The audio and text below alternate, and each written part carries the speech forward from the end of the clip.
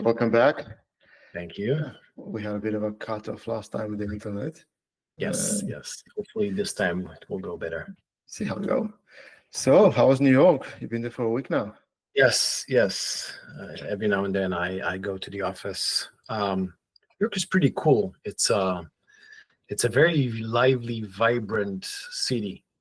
Um, it's like I understand the appeal of New York Mhm. and why it would never die. I know that I spoke with my CTO, and he's a New Yorker for many years now, and he told me stories about the time that it was he took the dog out for a walk in during COVID times, and how the streets were empty, and he walked with his dog for streets and blocks on blocks, and there was no one around, which is highly irregular. And while he's telling the story, we are walking down Times Square, and the place is packed. Yeah, even though people back then said that New York is finished, I even back then I said I cannot envision a situation where New York will be dead, because and my reasoning back then was young people need some place to go to hang out together, to meet, to be with each other. And if it's not going to be New York, it needs to be somewhere else, right? They have to have a city which is a major metropolitan, which all the young people gather around to hook up with each other, right? To find a partner, to find a mate. And I think New York and partially California are those hubs where they have all the bars, where they have all the restaurants, where they have all the parties, where they can, be around people like themselves. And I can't see that ever going away. Yeah. So it was, and yeah, we went into a jazz concert, and it's pretty enjoyable city if you ever been there. No, not Full of yet. Yeah. Planning yeah. to. So every time you go to the office, it's just yourself, right? It's Mhm. kind of your wife and kids stay. Yeah. Correct. Yeah. How did you end up in US? Is it something like kind of was it you guys planned? You were planning for that, or like it was like more like a professional decision?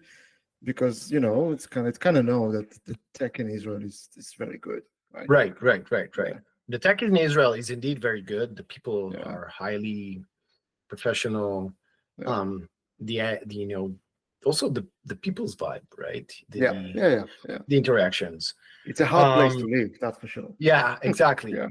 Yeah. There was a certain point. By the way, you don't always, you can't really value the difference in the people until you lived out of Israel, Yeah. and then you're saying, okay, now I understand what is the value of the people in Israel, and the social interactions. Yeah. Hmm. But I think from a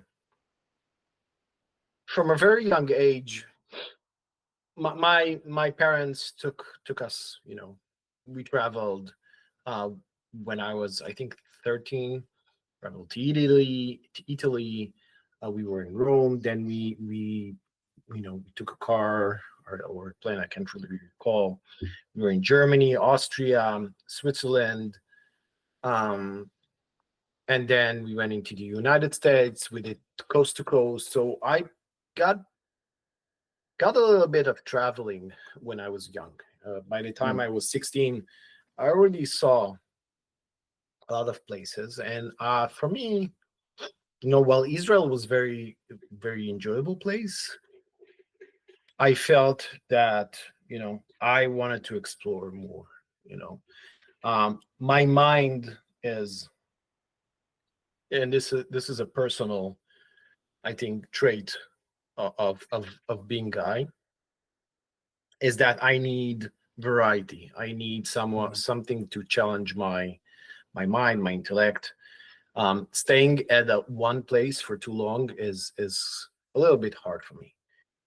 So I pushed quite hard, I think, after my marriage. After a certain point in my marriage, I started to push a little bit hard on migrating. And there was, by the time, a list of arguments. Usually when you come to a decision like that, there's a list of arguments, like the pros and cons. By the time we migrated, the list of why we should do this, it was so long. Like I could write a book on why we should do this now. And that was the list for you guys, right? Like it's kind of necessarily everyone need to come and go. It's something that was like very personal for you, Guy, what you wanted for your family. Right, exactly. And so when I was young, I went into the Netherlands, to Amsterdam, before I got married, and that place appealed to me. Back then, that was the 1990s, 1995, something like that, 1996. It was a place of freedom, drugs were that was the only place that marijuana was legalized. Now there are plenty of other places. It was a place of openness. It was a place of freedom. So I came back with, usually when you go visit a place, you're like, okay, I visited, it's pretty nice, you checked, and you carry on. There are some places where you visit, you're saying, I have not experienced this place fully. I want to go back. I want to really experience this place fully. So even back then, I felt like that is a place I would love to live and work in. And I started, and after my marriage, when I decided I want to migrate, I started pushing towards going to Amsterdam. How was that? Because it's like you definitely need both parties, right, to want that. Like exactly. Migration is hard by itself. Like both can be as a couple, if kids, without kids, and with kids even more, because you focus now on your kids, as my parents did. But like I feel like it's such a hard thing to do. So, and you definitely want to make sure the person that is with you wants to do that 100%. Right, they're fully on board with that. Yeah, decision. exactly. Yeah, because you're taking a few steps back when you do this, right? When you start from scratch. Yeah. Right.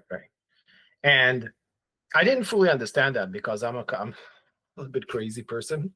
That's what I like about you. I'm a very impulsive person. So I would, if it was up to me, I would just, decide, pack all my things, and just land in Amsterdam with the whole family and figure it out from there. So what I did is I took my wife and kids to a trip in the Netherlands. We started from Amsterdam, but then we kind of took a car and, throughout the Netherlands. And they fell in love with the place. They fell in love with Netherlands. They fell in love with Amsterdam. My wife came back. She said, okay, I understand the appeal. Let me do some, studying, learning on the place. And she did some reading, which afterward she said, it's not a sunny place. And I need the sun.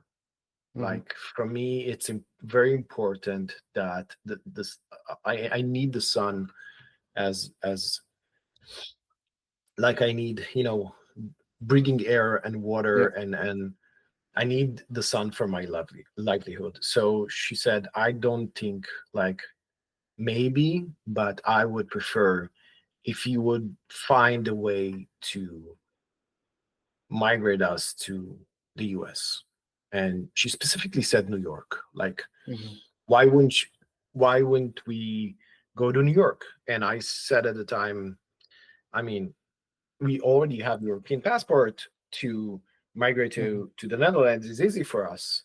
Yeah. We're legal there. We can work. Migrating to New York is a long process. You need to find some employer that would sponsor you. You need to, this is a long, tedious process, and I don't have an employer that would sponsor me. And we kind of had those arguments about a year, I think, Mhm. for from the moment we came back from the trip from Amsterdam up until so one morning we had that argument again. So this is kind of a funny story. I spoke with my wife before I went to work. So we got up, I drink the coffee, preparing to go to work at Trax, Mhm. and again we had that argument. I'm telling her, let's just go, and she said, no, if you want, we need to go to New York, not the Netherlands. I said, but can go to New York. We're not legal there. I need to get a sponsorship. Let's just go to Amsterdam. Said no. So I went to work, and Yaniv, our CEO at the time, I think it was Mhm. our CEO. Yeah. Yeah. Yeah. It He was. came Yeah. back from a board meeting in New York, Fifth Avenue, and he said, "Guy, could you can I talk to you?" And he said, we're planning to create a team of we kind of had a couple of big clients like craft food, if you remember. Mhm. Mhm. And more or less he said we need someone to be there to help Eric, Yeah. with having those people satisfied, making sure that they get everything they want. So I told my wife, and imagine this, like, this is a couple of hours after we have this morning Mhm. argument, and I'm telling her I just got an offer to relocate to New York, and she's like, stop kidding around, stop joking Yeah. around. Yeah. Yeah. So It's a valid response. Yeah. yes, Just like, exactly. yeah. And it was never an easy ride. The minute that we got that, from the minute that we got that offer up until today, which is um almost a decade now, I think a decade, it was never an easy ride. Like, from the minute that we got the offer, the negotiation, the decision not to move to New York, but to come to Maryland. They moved the office to Bethesda, Yeah. where I landed. Um, the social interactions with people here. I think I told this. I told the story last time we spoke regarding the fact that when my daughter landed here, um, she was bullied by the Israelis.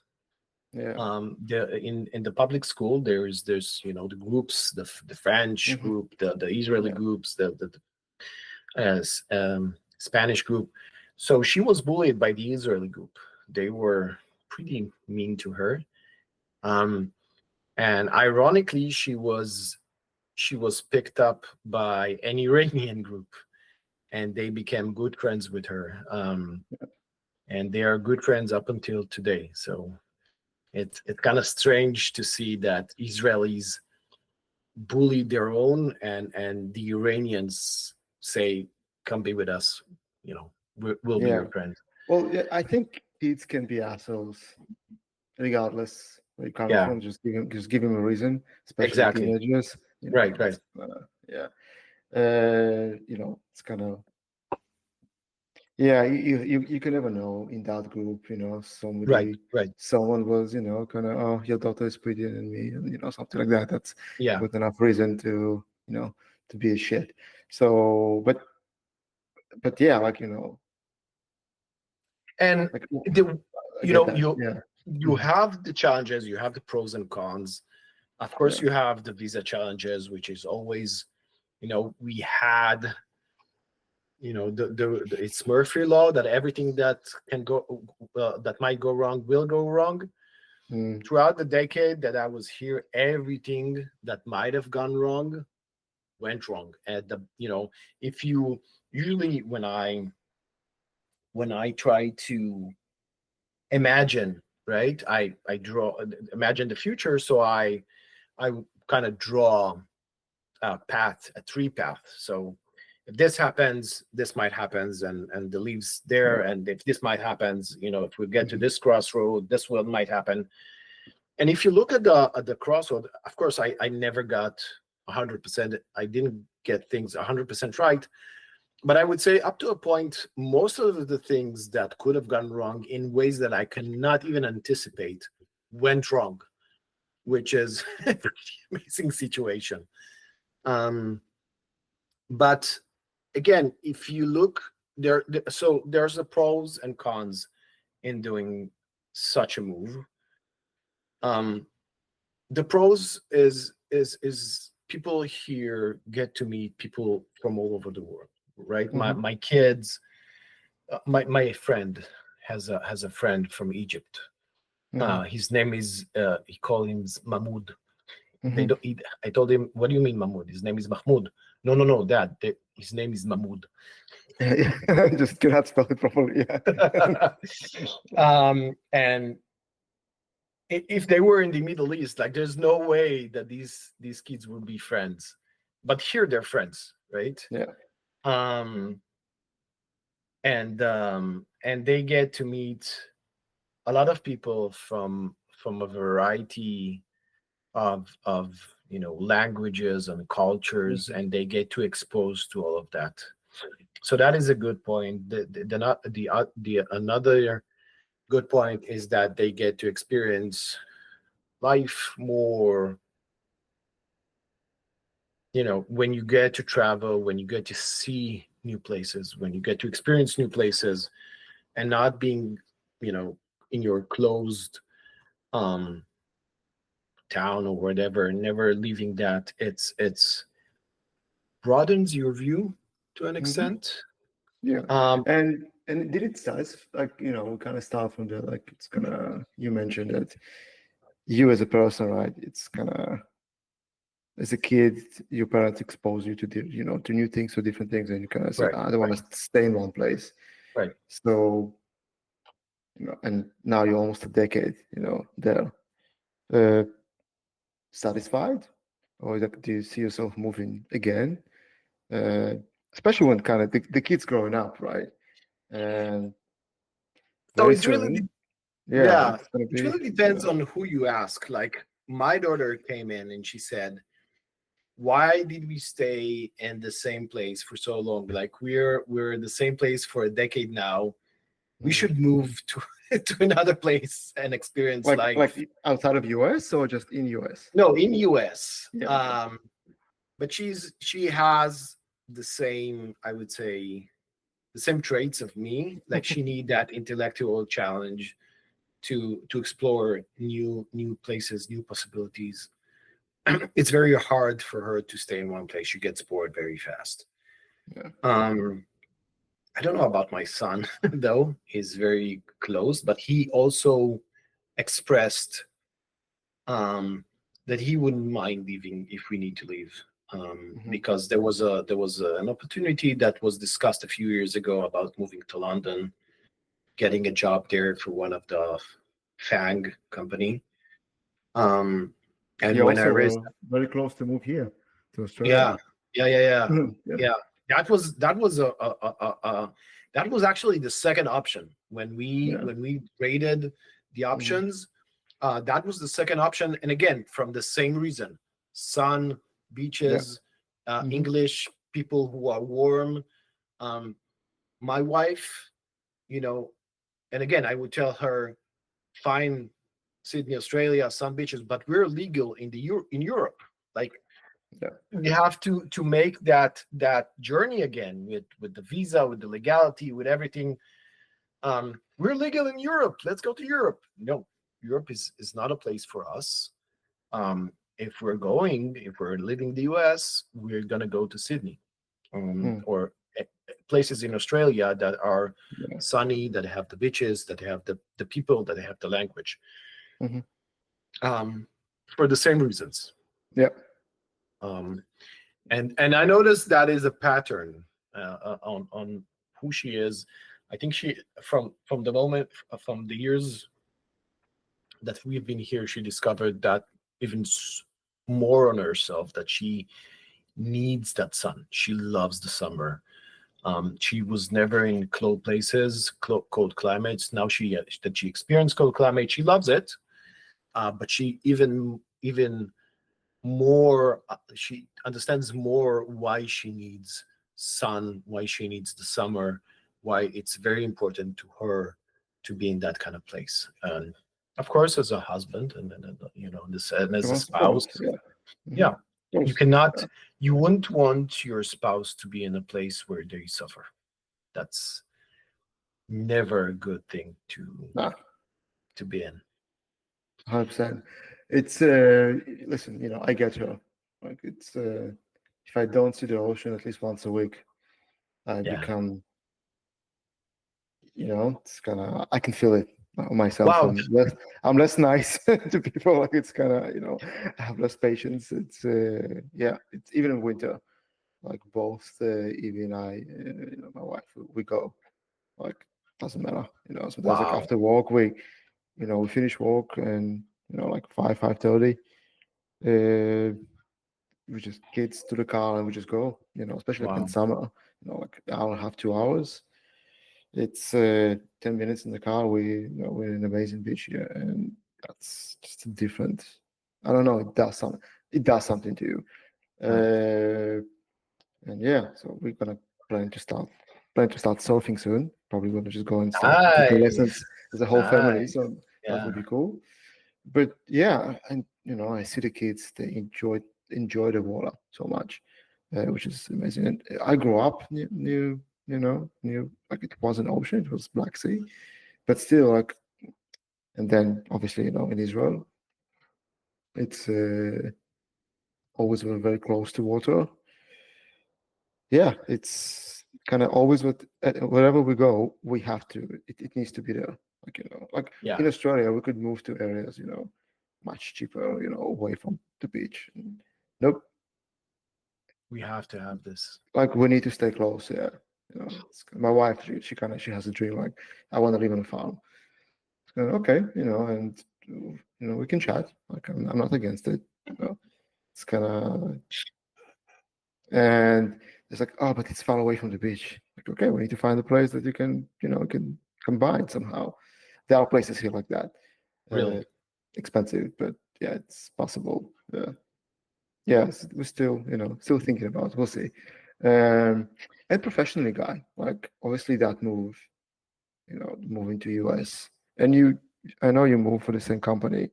So and that's always can be easier because then you just don't have to focus on Right. Right. both get familiar yourself professionally, with the company culture. Well, probably company culture it was different. I'm keen to chat about that. But also today, after 10 years, um, how do you feel like all this move, the migration, moving from Israel to US, how did that impact you professionally? Or did it at all? Do you think like if you stayed in Israel, right, 10 years, you would be in exactly the same place? Um. Well, we didn't really migrate. We moved as Mm. a job relocation. Yeah. Um. And I think the professional implications were huge. Mm. Um. Not something that I could um ever achieve by just staying in Israel. Ever. Not even close. Um, I can't You even think? explain it. I didn't see the research, but someone discussed this. Like Mm. the benefits professionally, intellectuality, from an intellectual perspective of doing such a move are humongous. Like they're huge.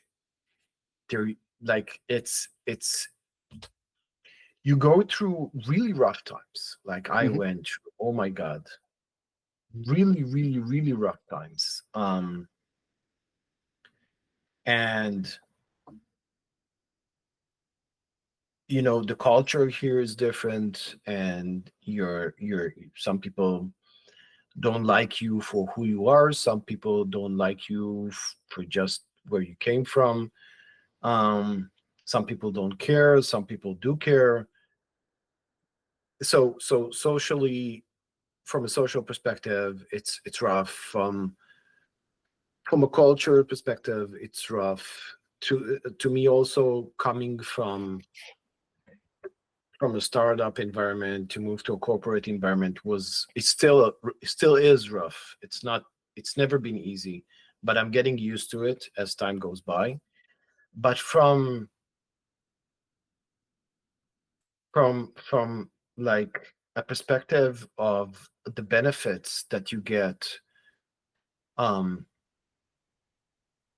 the things that you are exposed to, the things that you are able to learn, it's you can never achieve. I would argue that you can never achieve that.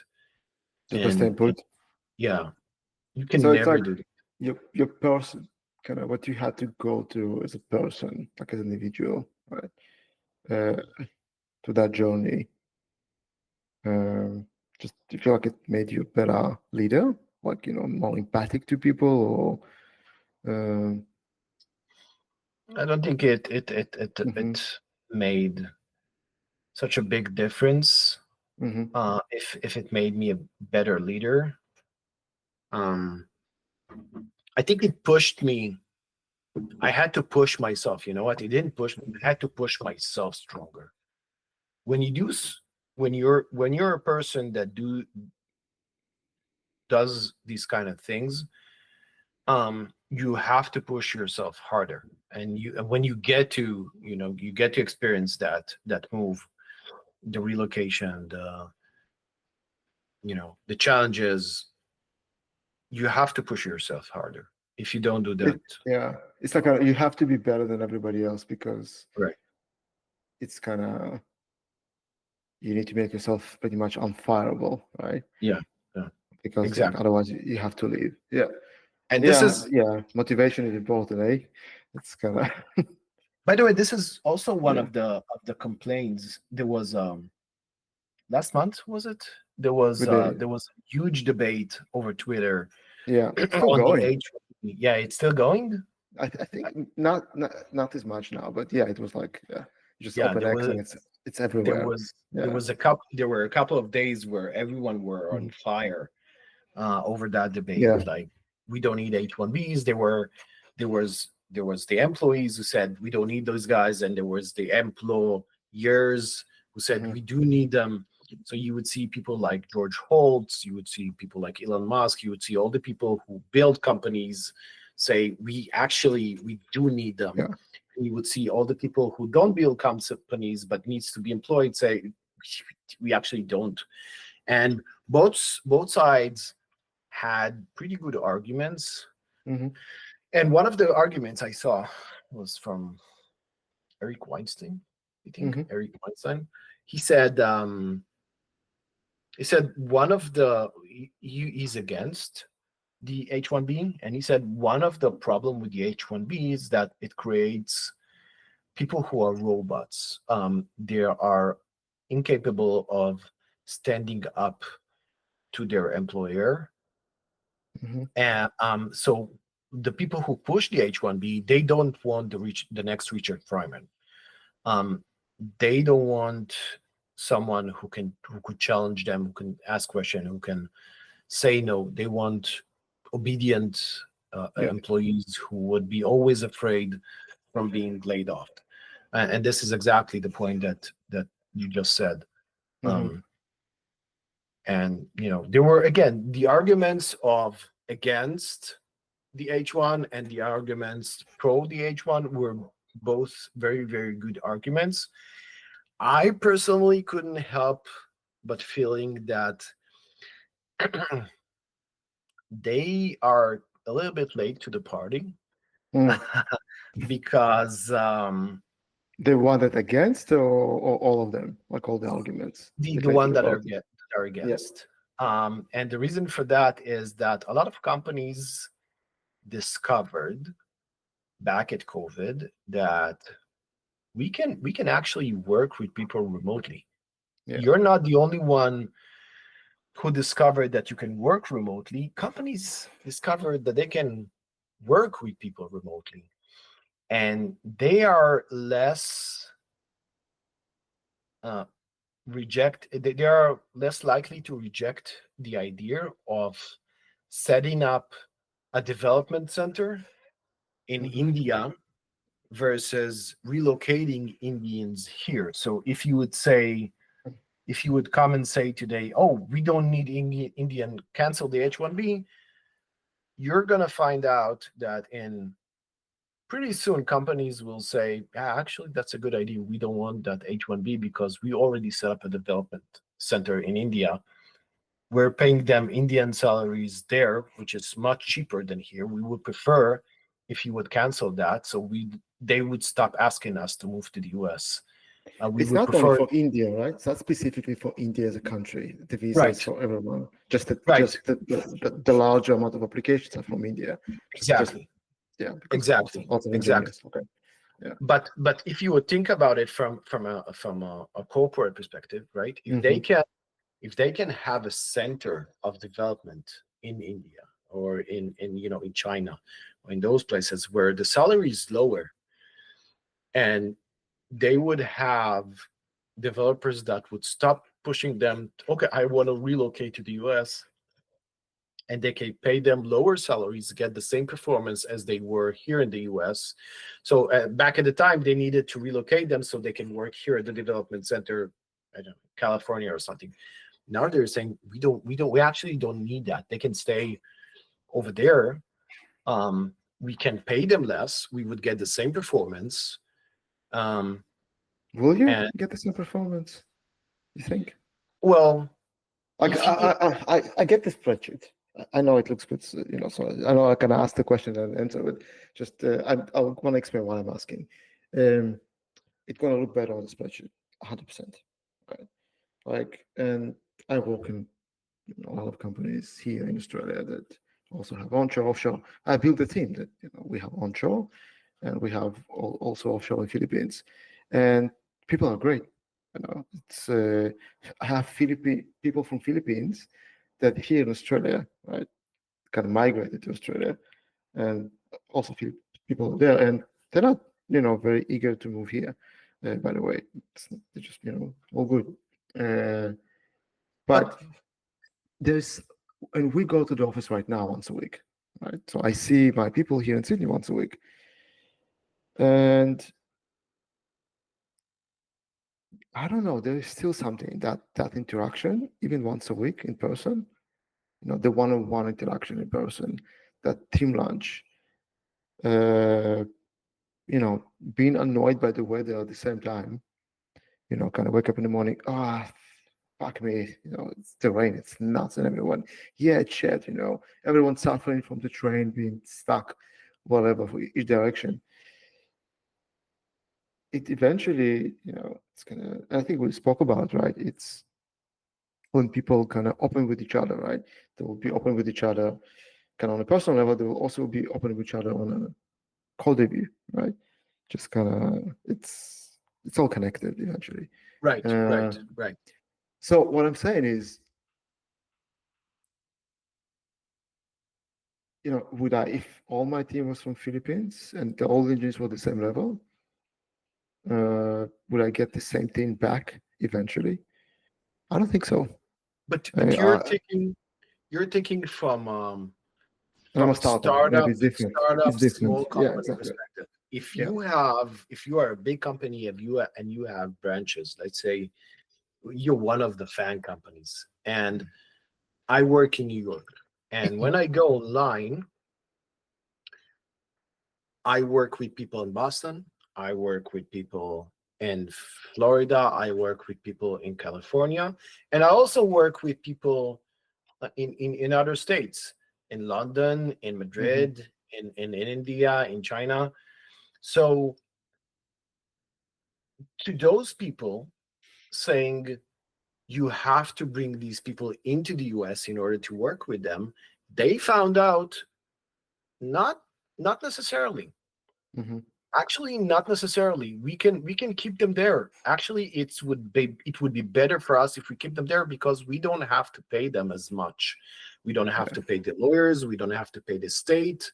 We don't have to pay anyone. We don't have to deal with the headache of immigration, and we also pay less in those foreign countries as a annual compensation. So why would we move them here? Um, and I I think think, it's also, yeah, I think it's also just, sorry to interrupt, also maybe if even if you're gonna get less out of people, right? Maybe that difference, right? It's kind of, if the performance is like gonna be, let's say the output will be 30% less, which is a huge number. It's crazy, right? Uh, but if the savings, right, it's gonna be much more,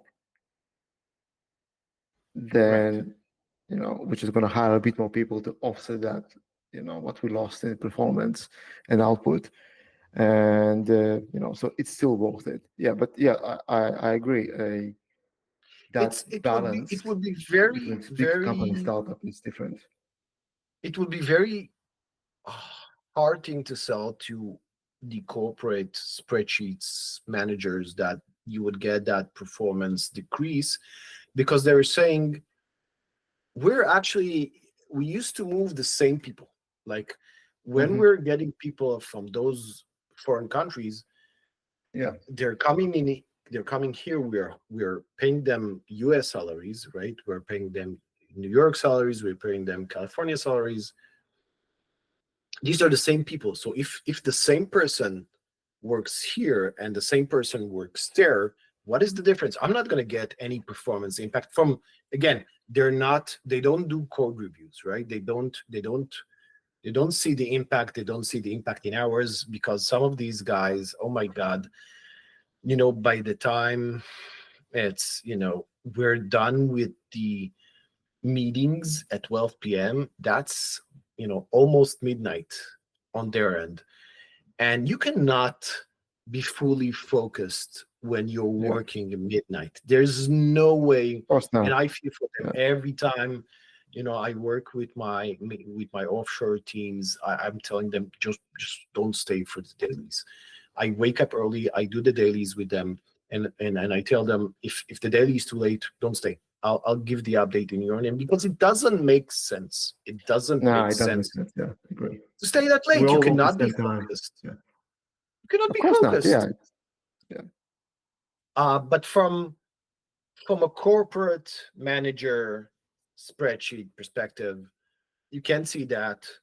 You see the spreadsheet and the numbers tell a different story, and that's why I think the people who are saying stop that are a little bit late to the Hmm. party. A little bit late Yeah, to the party. On top of this horrible cake, add the cherry of AI.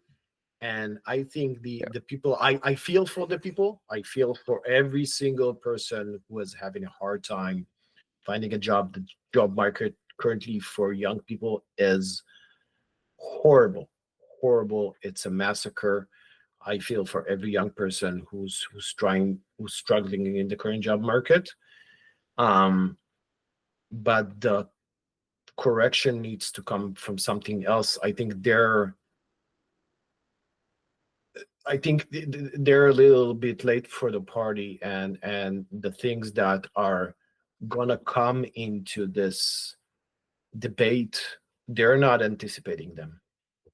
They're Yeah. not seeing what is gonna come into that immigration debate, and they're not gonna like it. It's not gonna be in their favor. Sadly, that's my thought on it. It's like, we're speaking about it now, and it's like it's a reminder why I never wanted to jump to a corporate ladder. Not because it's bad or good. Like It is it's bad. just I'm not sure. Like it's a lot of people kind of walk there, and it's like also like in engineering, right? People gonna go and Right. again say, oh, it's a horrible company, horrible way to manage people. How do you manage 5,000 engineers? Yeah. Yeah. It's Yeah. it's Yeah.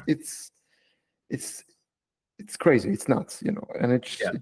it's from day to day, and it's how do you make sure everyone walking towards the same goal? Like, it's very hard, and I don't think, by the way, It's anyone a it's a found a totally solution. different it's a different Exactly. paradigm.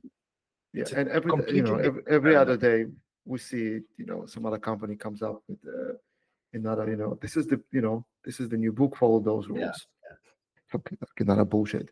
Yeah, and We find a way how to hire people, get them to do sorting algorithms on a whiteboard. Oh my god, that was brilliant idea, Google. Thank you very yeah, much. Now the it's the tech sector is ruined for 20 years. exactly. Not only that, it's like, we took it the engineering, it's kind of we copy it from 9 to 5, right? Like it's with all the factors, like work 9 to 5, they work in shift. So, but eventually we kind of got stuck into that 9 to 5. But most professions, like all of other people before the technological revolution, and that's not how we worked, right? It was like we used to work seasoned or farmers. But even now, like if you think about some, a writer or an artist, right, they will go and a writer can go and work for 2 months out of a year, right? So you're gonna go and explore for 10 months, move away to different places, just take notes, and then go in 2 months, close himself in a hotel room, right, without anything, no interaction, or just 5 books out, finished. A painter might do the same thing, right? It's kind of and funny enough, I had an engineer like that. Just don't want to say his name. He was a brilliant guy, and it's if you look at his daily output, you're gonna fire him probably on Tuesday. If you look at his weekly output, right, you want to give Amazing. him a raise, Right, right, right, right? So because he doesn't think like that, right? Like he cannot just go and fucking code from 9 to 5, right? right, He needs right, to fuck around for like a day or two, right? And then he will go and then he will jump on his task, and he will give you brilliant code, right, something that's just gonna work, and that's it.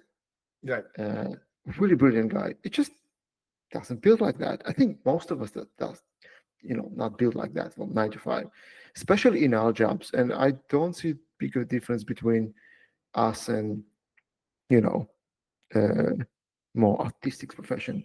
You're still right. creating something, right? Exactly. So Yeah. you're taking something, from inside, from yourself, and just the tools a bit different, right? So we're writing code to create something, but you still eventually create something from nothing. Right. So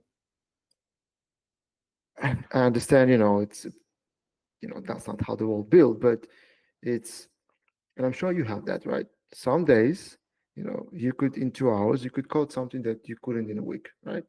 Because I don't know, you wake up quite nice in the morning, right? It's kind of you have a lovely walk to the office. The coffee was exactly right, Right. kind of Right. so thing just, but on the other day, it was shit, the train was late, uh, whatever, you forgot something at home, you had a fight with your wife, you're not going to get the best result that Right. day. So I somehow we kind of okay, so let's copy what we had, from factories. You walk and choose 9 to 5. So you go to the office 9 a.m., right?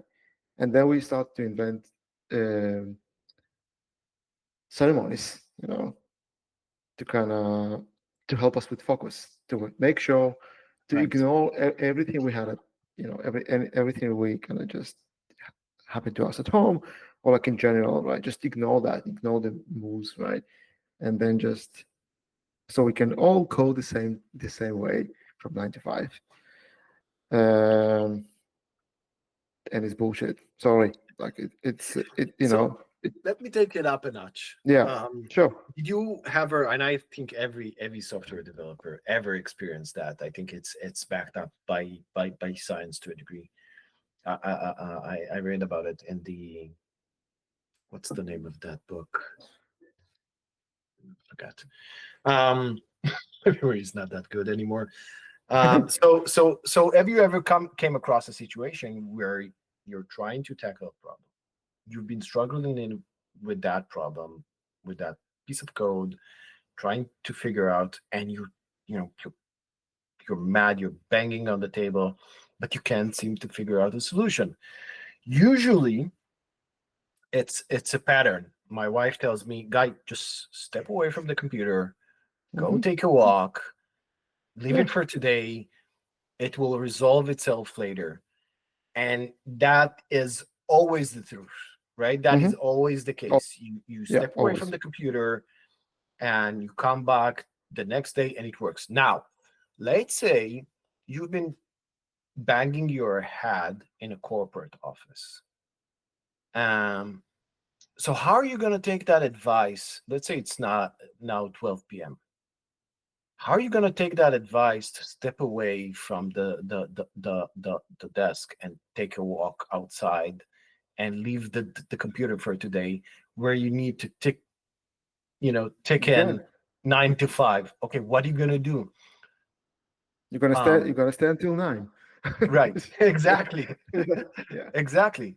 And the odds are that the solution that you're going to come up with will be less optimal than the solution that you would have came up with if you would just had the option to leave everything, take a walk outside, maybe come back the next day and come up with a better brainstormed solution that would benefit both you and the company.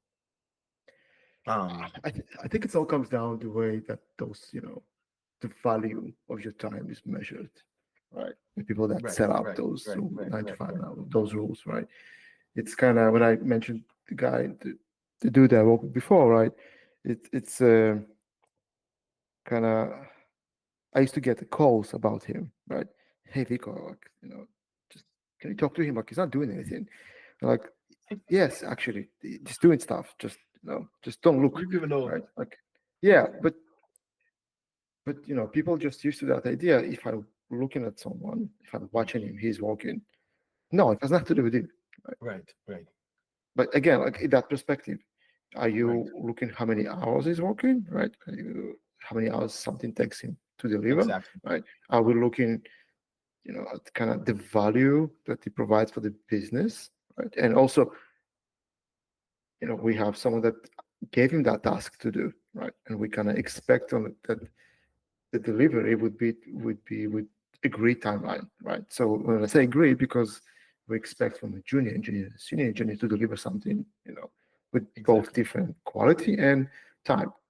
To me, it's kind of the code that goes into production. It doesn't matter if it's coming from a junior or senior, right?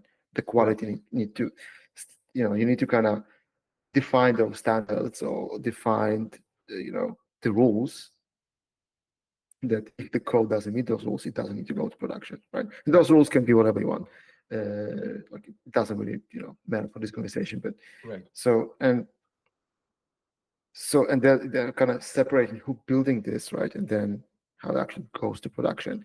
So if we're all going to look at people in a way of I have a group of people, they're all working 9 to 5, and I expect the same value to be repeatable all the time. You cannot look at this at engineering. It's just not going to work. Some Right. problems are more complex than others. Some Right. things, exactly what you say, right? You need to step away more than once to solve the problem, Right. right? Sometimes you need multiple people. They dependent on each other, right? One need to solve problem X in order for the other one to solve problem Y. Sometimes you need for multiple groups to solve exactly the same problem, and we Right. all know they will resolve it in a different way, and then you get the best solution. You might combine two solutions, right? And that process, right? It takes time. Now, then are you paying the engineers for the result, or are you paying them for the hours they work in, right? If you pay them for the hours they work in, it's a bit of a Exactly. problem. You're just going to get a different result because, also people usually, right? If you pay me 9 to 5, I'm going to look at the clock. I'm not going to look at the result, Right. Right. right? It's kind of, that's what I care about. Right. But It, let me add a point to their defense, if that's mhm. okay. Yeah. Um, and this is, I remember Yaniv once told me that before I moved to the US, he said, Guy, you're coming from a country which has at the time it was 8 million people or something like that. Yeah. Um, and you're moving to a country that has 340 million people. He says you cannot run the country with 340 million people the same way that you run a country with 8 million people. You have to have a completely different set of rules and paradigms in order for that to work. Um, Hmm. so, well, you in a small startup, right? When you're 10 people, there are several things that you are capable of managing. When you are in a big corporate environment, you have to set very specific rules because making all the exceptions for everyone, that for a big corporate, it just wouldn't work. You cannot apply the same rules for a big corporate. They just have to apply rules which are less optimal, but Hmm. they were tested over years and years and times, and you know they don't provide 100% optimal result, but they provide like the democracy, right? They provide the least Good worst, enough.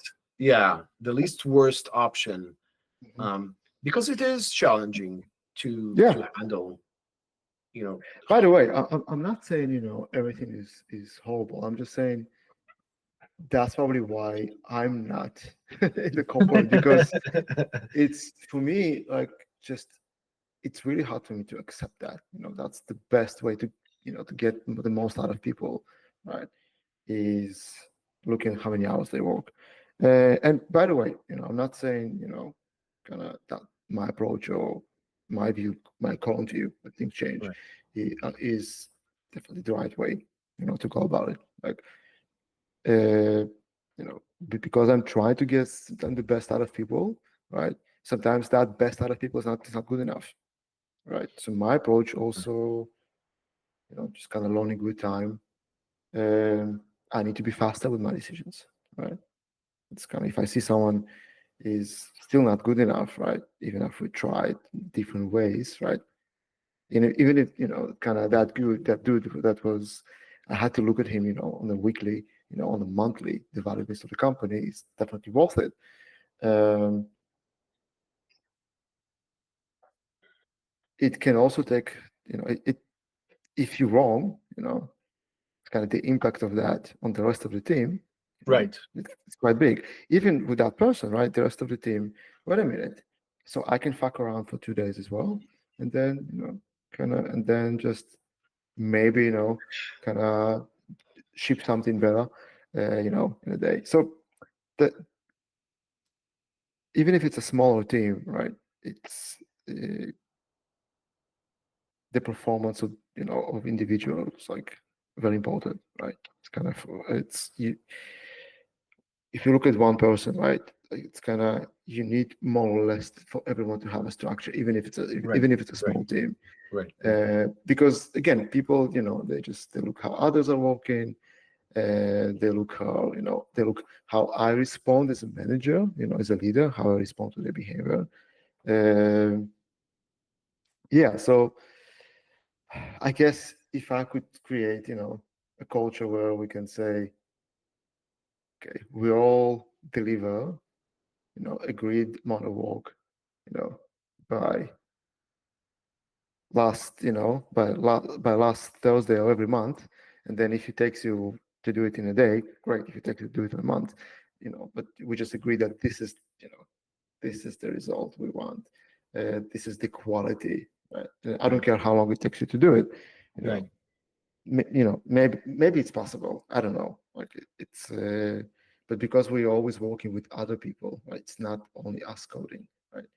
You work with designers, you work with other engineers, you work with product managers, and things change all the time. Most of the time our products are live, right? So you Right. put Right. something, Right. you deploy something, then there's a reaction from a customer. Yeah, I'm still looking for that, perfect way of doing things. It's still a process, There isn't but probably yeah, there isn't. There definitely isn't. But I'm still constantly looking for ways to improve. not only improve, just to provide people a way for them to put their best work out there, right? Mm, Something to be mm, proud of what they're doing, mm. and do it not just doing it, for them or for the company. Just do it for the people you work with, So, right? So so what method do you employ to get that, to inspire your mhm. developers Yeah. to give their 100%, 110% Mhm. into that? How do you do that? How do you achieve that? Yeah. So first of all, I'm not saying I'm always achieve that. I do try. I think that the conversations, trying to understand their motivation, try to align what they want to do, what they are interested in doing, with what the company needs. Because you also need to give them an opportunity to work on something that they are interested, right? But if someone wants to do only DevOps, but you don't have that, the backlog, you're not just going to create that, those Right. tickets for that person. So I align think their so. goals with the goals of the company. That's it.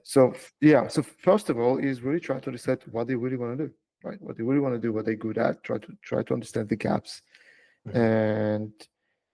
and then working with the team leads. So try to align that they work that they're going to be given as much as possible. Will also push them to improve. Like, So more practical example, someone wants to be better at just better at backend, right? And so work with the team lead. Hey, we had a good chat.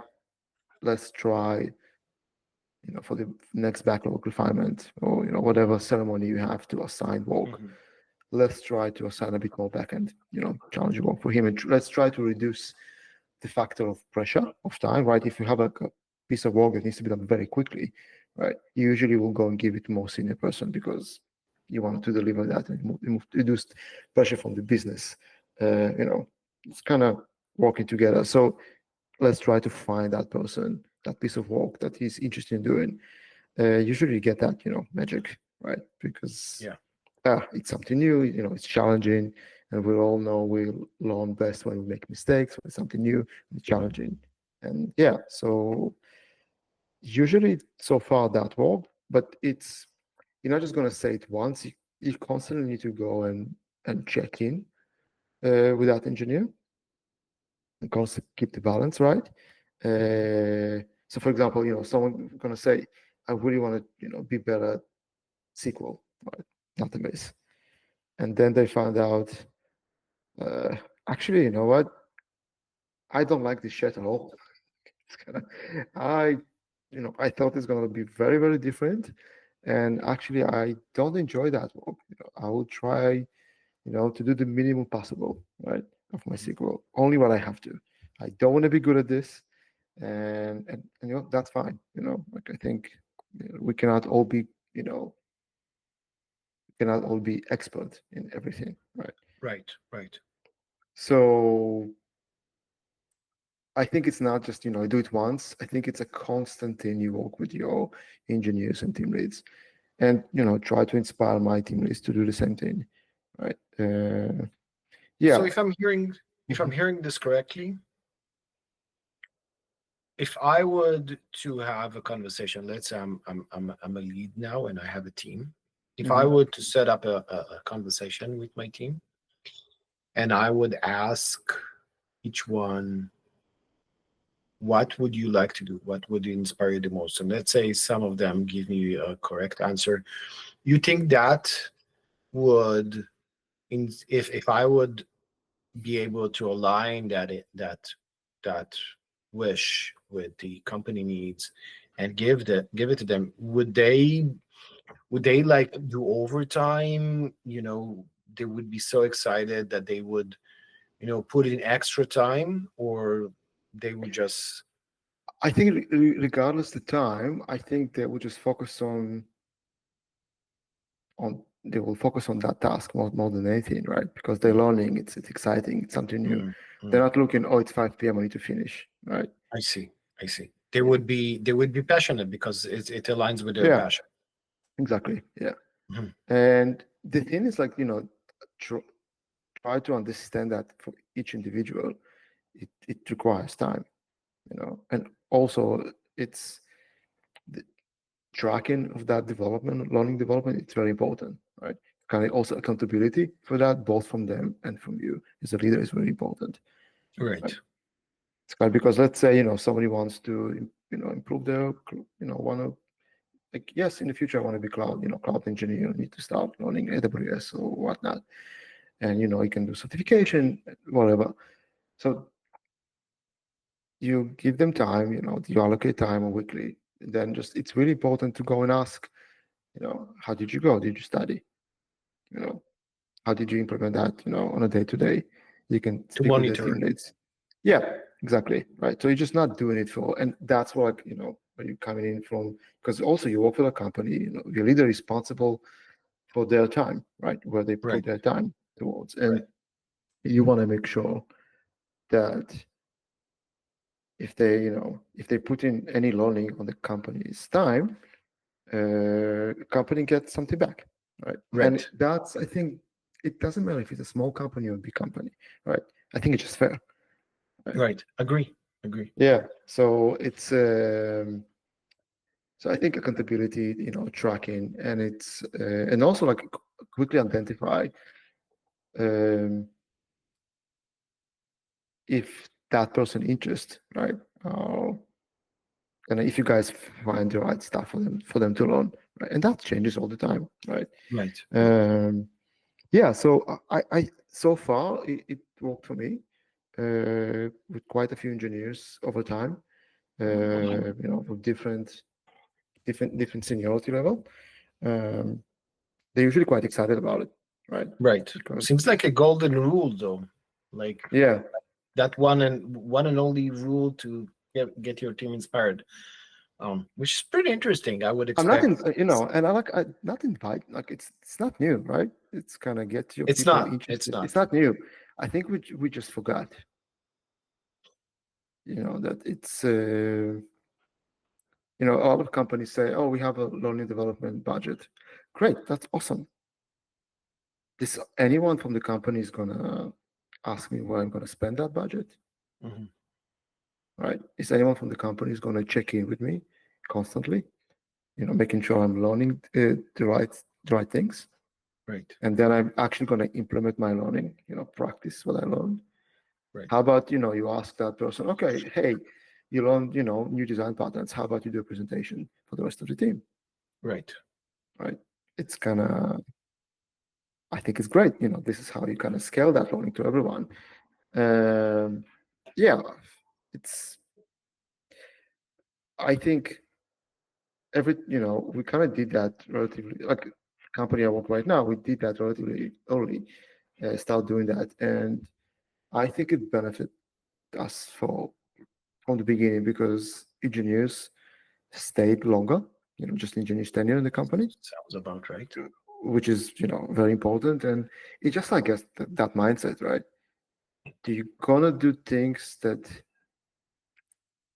prevent people from leaving, or you're gonna do things that want to keep them stay? They want to stay, I right? think I Same think same if goal, very different right, approach.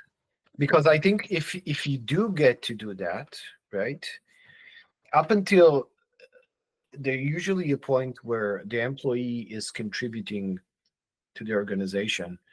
Here you're saying, I want the organization also to contribute to the employee, another step above the pay. So we're not only delivering pay, we are also trying to deliver their aspiration, their goals, Yeah, which is pretty amazing. which they're growing within the company gets the benefit. Even if they're moving on from the company, they're gonna go, and that's what they're gonna share with the rest of the Right, right, with right, the group, right? It's right. gonna, yes, I work in that company, right? And It let's was be great. honest, yeah, when you leave a place, you go to another place, it's gonna, people talk shit all the time. And yeah, so people rarely leave a good place of work, right? Yeah, People, true, and most people, if when they leave their true. manager, they not leave that place of work. Exactly. Yeah, yeah, So, and I think try, just try to give them those tools, the pathway for them to be better, uh, for themselves first. And usually the company gets the benefit while they're there and after they move on. Um, so that yeah. So, but the question is, can you scale that, right? Because it exactly. it's more like a value, right? So you kind of need to define that. That's how we roll in our company. That's how we work, right? And What your whole happens? leadership needs to be. But, What happens if someone comes in and say, I really, really, really want to do this, and you don't mm, have the option to give that to them? What happens then? yeah. So, and I had that, and one of the engineers, she left after 2 years. She wanted to do security and cloud engineering, which I didn't have at that time, Mhm. and she left. But I don't consider that as that it was a she was a bad leaver, right? It's kind of, she joined from pretty much, I think that was her first engineering job, Mhm. and she stayed with us for 2 years. Everyone loved her. She was amazing. Right. She's amazing, and she kind of felt that I learned, a lot, and now I want to continue to learn. And we spoke about it, and eventually she decided, she went and she took a job where she could work on cloud and and security, Security. right? Yeah. Yeah, yeah. She want to go and explore more things, which makes sense. But I remember, kind of all the conversation we had, like it was all very, very positive, right? And I spoke with other engineers, so they explained, yeah, she left, but for a good reason, you know. Like, yes, it sucks for the company, because you're losing a very good contributor, very good team member. But it's you know it, it also kind of shows to the rest of the team that you can be you can be in this place, like at least without the company I worked at, kind of that culture. You can come in, you can study, you can improve, you can contribute, you can contribute, um, and I don't know, like everyone was just so positive about it. Like even when she left, we had a nice party, nice dinner, and everyone, said goodbye, and you can stay in touch. And then we after met after work, she joined, and I think it's because of that. I think it's just because people, kind of constantly just that culture of Yeah. teaching each other, and kept learning all the time, kept improving, kept growing, and eventually to get to a point, okay, this is great, but I want to learn more. That hunger, right? They all could see that there's a hunger for learning from everyone. Right, right, right. But but it's also okay to move on to another place, and it's not necessarily have to be negative. It doesn't have to be in bad taste, right? Not betraying anything. It's kind of not betraying your team. Right. It's okay. Yeah, yeah. Okay. So it's and you as a leader, right? You need to accept that too, right? That sometimes you're gonna go and you put the effort. You're gonna sell to the company. You need to allocate at least 1 hour for each engineer to study, right? And then you have 10 engineers, right? It's a lot of time. Yeah, So yeah, yeah, going back to those spreadsheets, it's not cheap. it Yeah, is. It is. like, it's 10 hours a week that they're not working on something valuable for that week for the Right, company, right, right? right, So right. you need to balance that out, and then that person will leave after 2 years. Yes, You but invested. they're leaving. Yeah, but they will go. They will tell other people. You know, it's It kind was a of great place. it was a great place to work. That right. So So yeah, let me some challenge benefits are this. immediate. Yeah, Yeah. sure. Go ahead.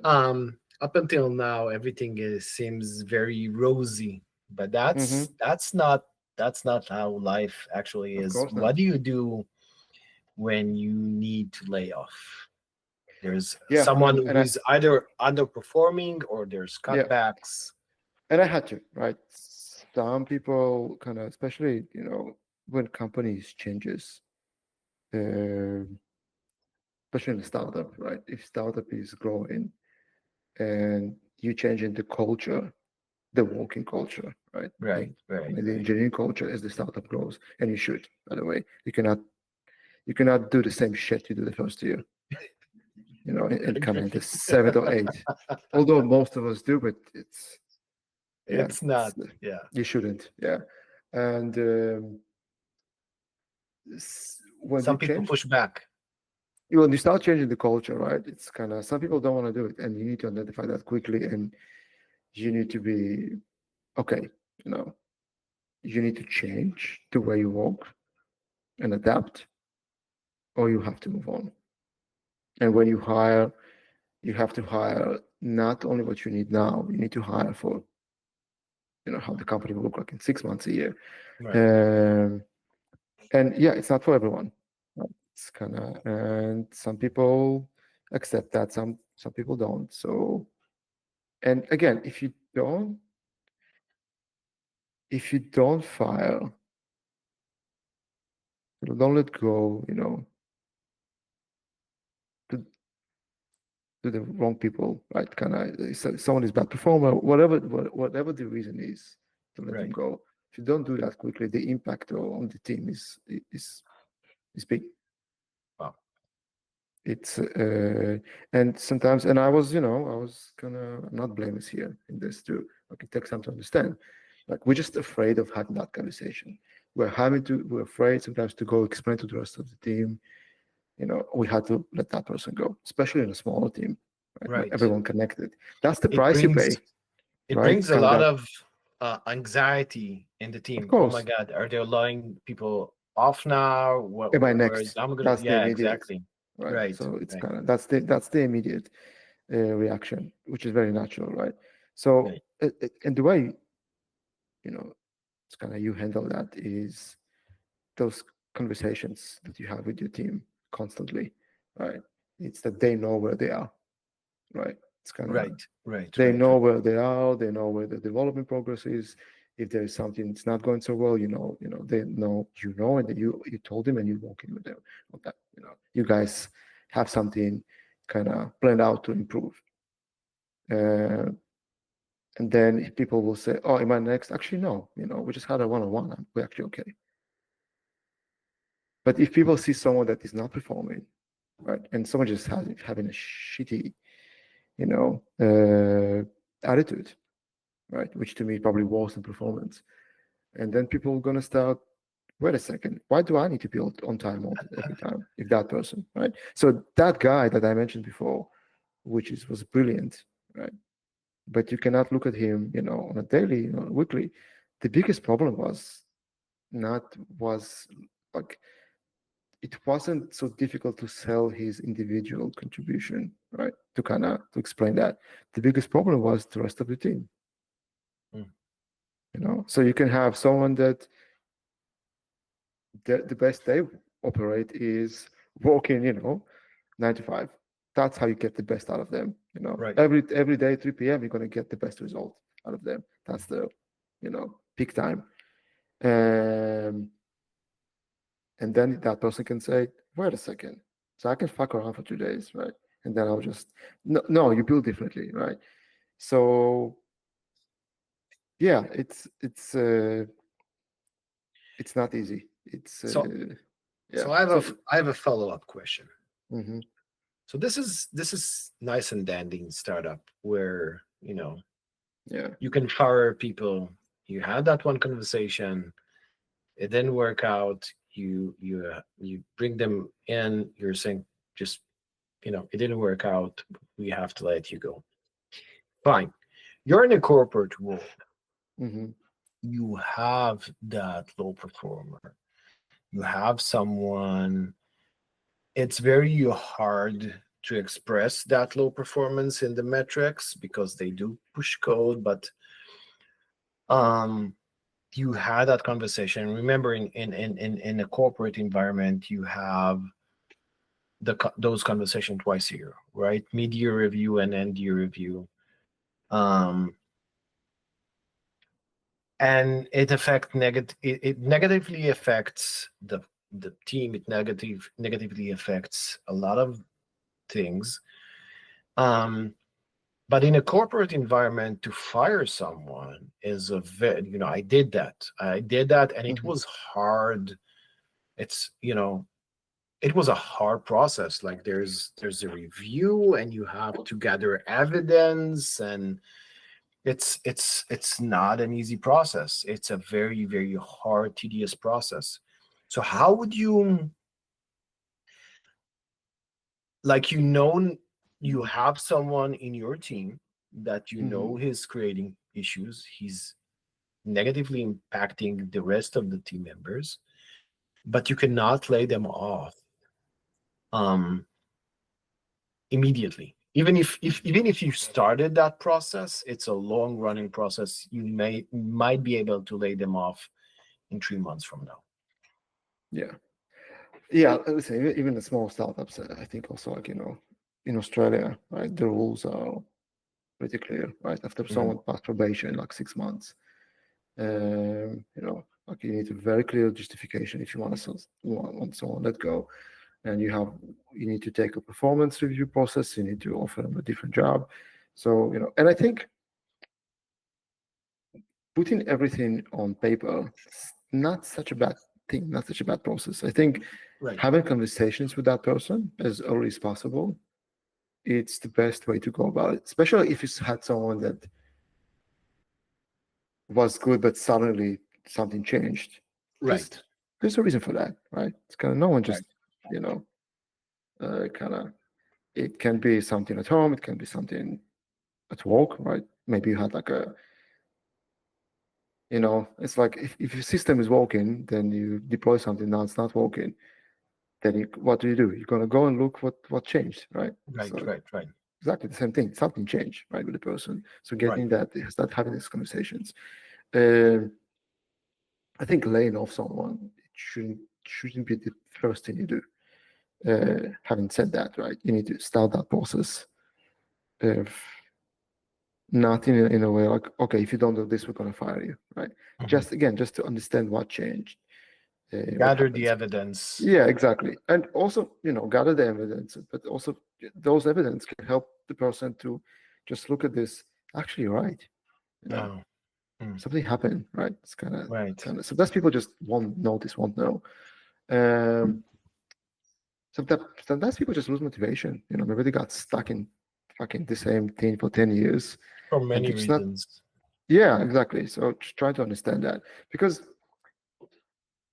there's a price for firing someone that, especially if someone that's been there for a while, right? You're losing that context and um, replacing an engineer. It's costly. I, It's w- not cheap. I would also Uh, say it would be interesting to see statistic and metrics how many people that got fired actually expected that to happen. Like they knew that it's coming. They just, it probably depends, like if it's were performance, right? indifferent. Or it's just like some asshole sat there on a spreadsheet and said, okay, we need to cut 10%, Right, right, and let's right, just, right, and then like, a lot of this back to office shit, right? Was probably right, like, right, okay, exactly. we know people moved, so if we just gonna say back to office, they're just gonna quit. No, I'm talking even, Hmm. good engineers that you had a conversation or two with Yeah. them. They feel that something is wrong. But when that day comes and the conversation is going on, we have to let you go. I think that it is still a shock, even if you expected it somehow to a percentage. You kind of sometimes you wished that for whatever miracle things would go right to the most Hmm. part. I'm not sure. I would love to see statistics. Yeah, You would, and that, because it affects your livelihood. Losing a job affects your livelihood, unless you really wanted to lose that job. You were yeah. that was a part of your plan. Of course. I also think like, again, like it's kind of if you're already in that place, that you're gonna lose your job. It's I think that reason why losing that job is so important, right? Mhm. Sometimes we just stay in one place for too long, and people that work with you, they just feel the difference. Right, You're not motivated anymore, right? right, And right, obviously, your output is not the same, and right, you're just sticking around because fear of something new. right.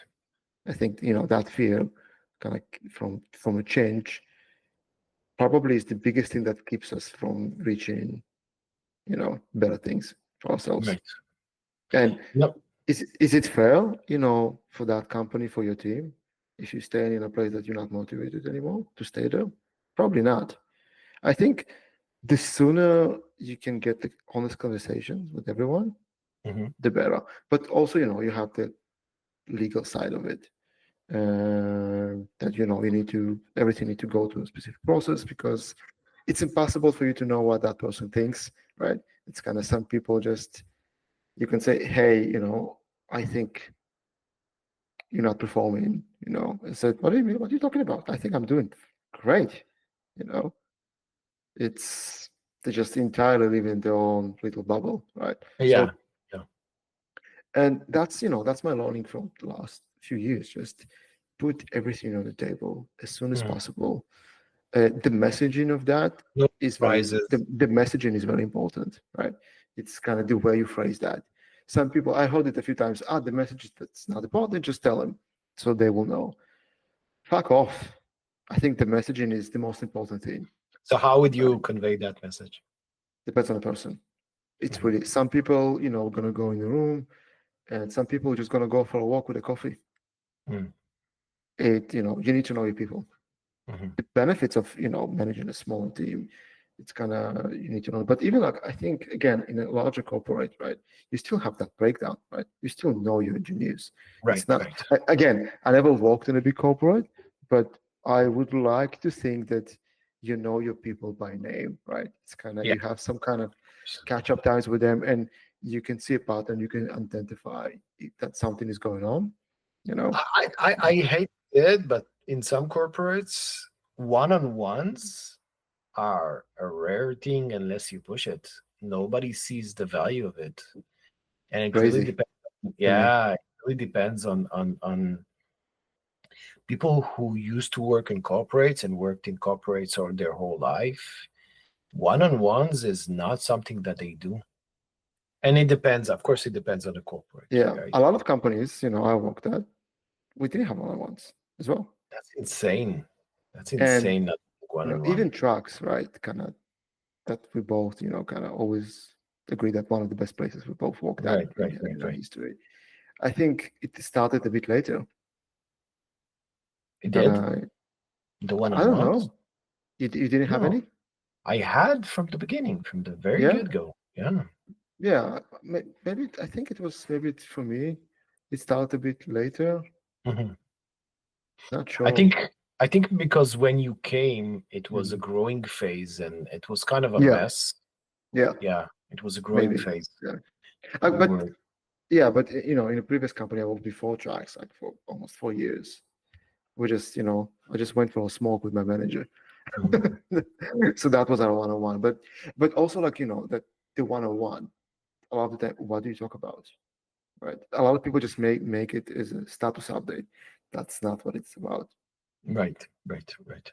right? It's kind of like, and it's very natural. Like every, new engineer, like kind of join the team, we're doing one-on-one, and my one-on-one is a bit different from their one-on-one with the team lead, kind of but I had a bit more like a flat structure, which I didn't have for a very long time. The more like more than 6 people, I split that into two teams, so they could have that more close relationship. And my one-on-one more like focused on the career development, and maybe I had to wanted to reinforce something from the team lead, and I Mhm. team lead and I will constantly communication, right? It's kind of on each person where we're going and what needs to be where we need to push that person forward, and we might just do that from two different angles. But for me, the one-on-one was about them, and if like half an hour, right? And for those half an hour, 20 minutes, we talk about surfing or whatever, and I usually let them talk as much as I can. Uh, and then we just ask a small question, right? Kind of, so how are you going with that? Did you solve that, that thingy? I remember we spoke about, you wanted to be a bit better with, database. And I know you saw a few, you worked on a few tickets. How did you feel? Because they so, usually so relaxed, in that settings. They just tell you Right. what they think, right? They're not Mhm. overthinking the answer, and Mhm. you get to you get to know exactly where they are. Yeah. Um, and I just used to go back and just put notes right away after the conversation, like a Nice. psychologist, put notes and never share with anyone. But I read them before my next one-on-one with them again. So yeah, and but you also kind of have to expose yourself a little bit, right?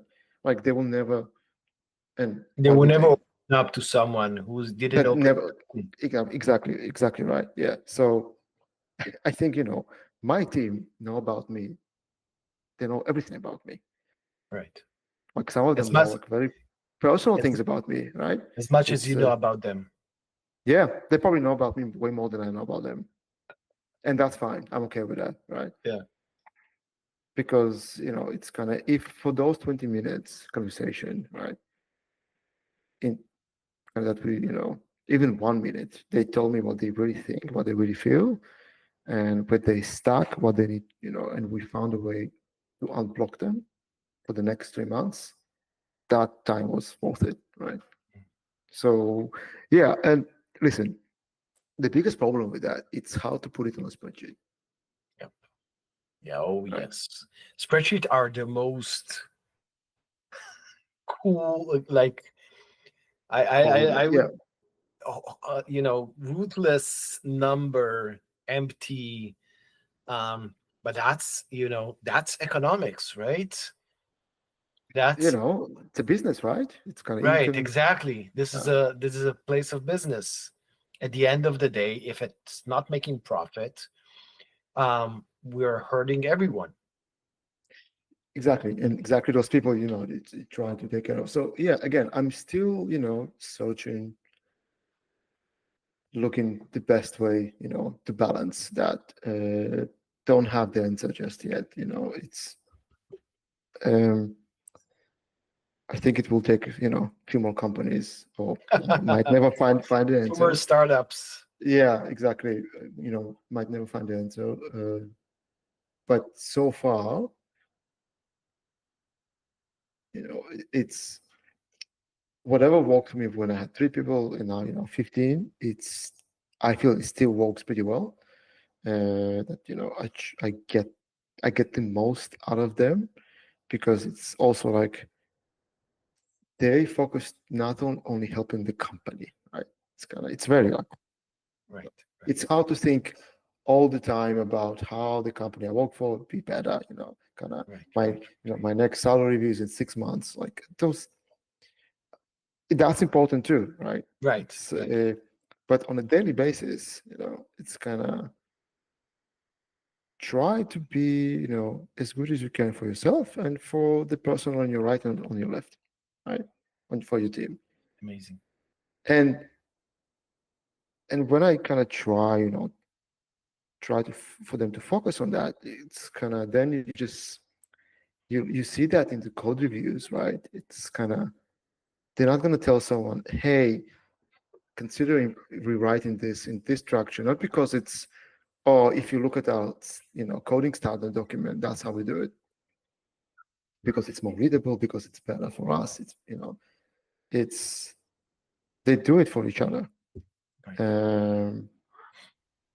And then just kind of like an engine just runs itself, right? They'll just give a shit. Yeah, it's again, I don't know yet how to scale that.